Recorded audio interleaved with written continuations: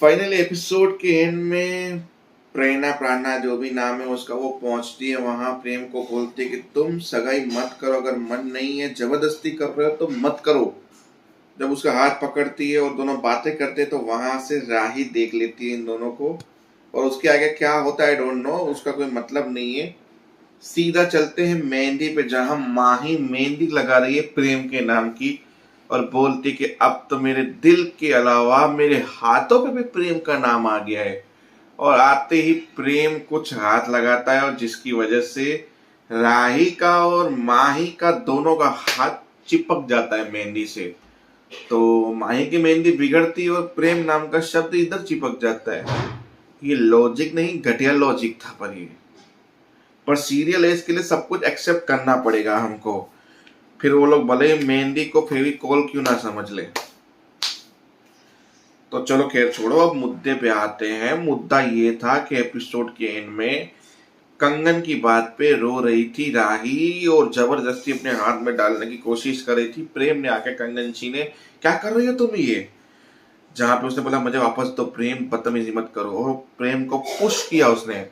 और माही ने देखा, बोला प्लीज राही ऐसा तुम नहीं कर सकती हो, और प्रेम को एक एम्प्लॉय की तरह ट्रीट करना बंद कर दो। अब वो मेरा पति है, तुम्हारा जीजा जी और इस घर का दामाद है, तो प्लीज रिस्पेक्टली बात करो उससे। अब ये मैटर क्यों हुआ कि अनुपमा ने कंगन लाई हफ्ते पे, यानी कि ईएमआई पे, क्योंकि उसके पास गहने नहीं है बेटी को देने के लिए। मन तो है कि बेटी को सोने में लाद के भेजू, पर सोना नहीं है। फिर एक कंगन तुम्हारी शादी के लिए, एक कंगन माही की शादी के लिए, तुझे भी तो विदा करना है जिंदगी में। बोला नहीं, अभी माही की शादी की टेंशन करते हो और आप उसी दे दो। बड़ी बड़ी बातें करके इमोशनल हो गई, पर जब अनुपमा गई तो उसके बाद ये सीन हुआ। अब आते हैं जानकी काकी पे, जहाँ पे अनुपमा पहुंची। बोला तुम्हारा ध्यान कहाँ है, क्योंकि तुमने हर बॉक्स पे 3 लिखा है, तुम्हारा दिमाग और ध्यान दोनों एक जगह पे नहीं है। फिर उसको पेड़ा खिलाया, किसकी, प्रेम की सगाई का पेड़ा। हम रिवर्स में स्टोरी सुनना थे तो धीरे धीरे सुनना। तो ये सुनाने के बाद उसके मन में दुख हुआ। जानकी काकी को जब खिलाया तो बाकी सब लोगों ने भी खाया। फिर जानकी की नजर राही पे थी और ये बात सुन के जानकी देवी खुश नहीं थी। फिर गरबा हुआ रसोई में। गरबा होते होते उसकी जो चाल डाल था राही का, खुशी का जो होना चाहिए चेहरे पे, पर वो अनुपमा नहीं समझ पाई, जानकी देवी समझ गई और जाके बोली कि मैंने न बेटा तेरे से ज्यादा उम्र देखी है, बाल मेरे ऐसे ही सफेद नहीं हुए हैं।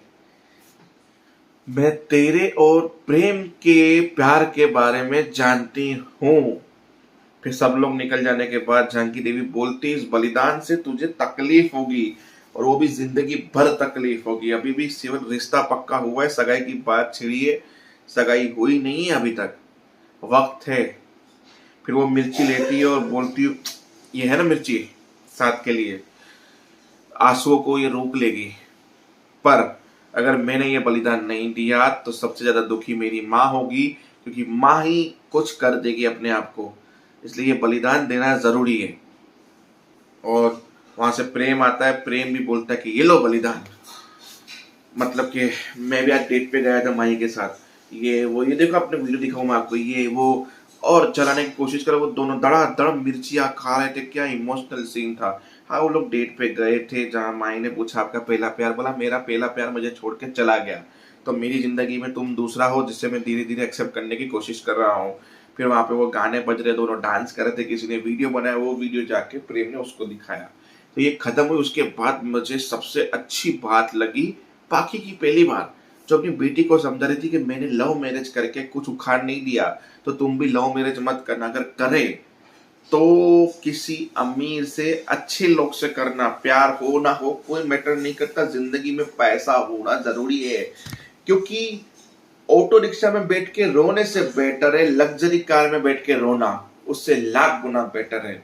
क्योंकि अगर प्यार वहां पे नहीं हुआ, दुख हुआ, तो कम से कम पैसा होगा जिंदगी में जीने के लिए और अपनी ख्वाहिशें पूरी करने के लिए। ऑटो में बैठ के रोने के अलावा तेरे पास कोई ऑप्शन नहीं होगा। इसलिए चुनना तो कुछ हाई लेवल का लड़का चुनना, जिसके पास कम से कम पैसा तो हो। अब इस बात पर खुश होना चाहिए कि दुख होना चाहिए, मुझे वो समझ में नहीं आ रहा। लॉजिक तो था बात में, ऑटो रिक्शा में रोने से बेटर है लग्जरी कार में रोना। पर जहाँ इज्जत ना हो तो लग्जरी कार को क्या पिछवाड़े में डालेंगे। खैर छोड़ो, अब दूसरे मुद्दे पे आते हैं, जहाँ माही की जिद पूरी करने के लिए सगाई की बात छेड़ी गई। बहाने बोला इससे बहुत आग लगी हुई है, मैं तो बोलती हूँ बोला और बात को खत्म कर। नहीं ये लोग घूमेंगे फिरेंगे, चार बातें बनेगी, इससे बेटर है सगाई करो, ताकि लोगों की मुंह तो जवानी बंद होगी, वरना पता नहीं लोग क्या क्या बोलेंगे इसको, और इसको तो वैसे ही आग लगी हुई है। शांत हो जाओ, शांत हो जाओ, बस शांत हो जाओ। किसी चीज के लिए प्रेम को पूछो करो। और प्रेम ने ये बातें सुन ली और प्रेम ने अनाउंसमेंट कर दिया, मैं रेडी हूँ सगाई के लिए, करो सगाई। अब यार ये लोग बलिदान के ऊपर बलिदान देने के ऊपर तुले हुए हैं। तो देखते हैं ये जो लग्जरी और ऑटो रिक्शा वाला सपना पाखी का जिस दिन प्रेम के बारे में पता चले वो दिन अफसोस करेगी, काश तुम प्रेम से क्यों नहीं भिड़ेगी। ये बोलेगी जरूर पाखी, ये मुझे पता है। खैर छोड़ो, आगे बढ़ते हैं कहानी को, क्योंकि कहानी बस खत्म हुई। स्टार्टिंग सगाई से हुई, फिर ये लोग डेट पे गए, डेट के बाद मिर्ची वाला, मिर्ची के बाद पाखी वाला, पाखी के बाद ये सीन हुआ कंगन वाला, जहाँ पे माही पहुंची और उसको सुना दिया, और वहीं पे एपिसोड भी खत्म हो गया। मिलते हैं कल, तब तक के लिए जय हिंद,